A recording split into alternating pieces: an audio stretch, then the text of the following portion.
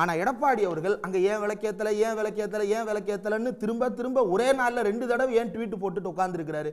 அப்ப பாஜகவிற்கு மறைமுகமாக இந்த விஷயத்துல பாஜகவுக்கும் அதிமுகவுக்கும் நேரடியாக கிளாஷ் ஆயிருக்கணும். ஆனா ஆகல. மாறாக இதுல எடப்பாடி பழனிசாமி தன்னை மௌனமாக மாற்றி இருக்கிறார். அவரை தான் பழைய அடிமைன்னு சுட்டி காட்டுறார்.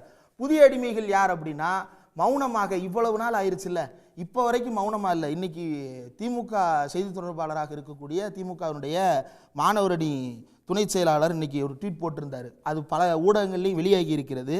அது என்ன அப்படின்னா, போலீஸ்காரங்க தடுத்து நிறுத்துறாங்க அப்படின்னா அதை எதிர்த்து ஒன்று வாக்குவாதம் பண்ணலாம், அல்லது முட்டி மோதி உள்ளுக்குள்ள போக முயற்சி செய்யலாம். இதெல்லாம் களத்தில் இருக்கக்கூடிய சூழல் அடிப்படையில் எடுக்கிற முடிவு.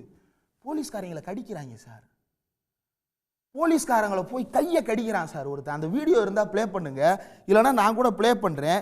என்ன மாதிரியான அரசியல் சூழலை நோக்கி நாம் நகர்ந்து கொண்டிருக்கிறோம் இங்கே பாருங்க. போலீஸ்காரங்களை போய் கடிக்கிறாங்க. இதுதான் புதிய அடிமைகள்.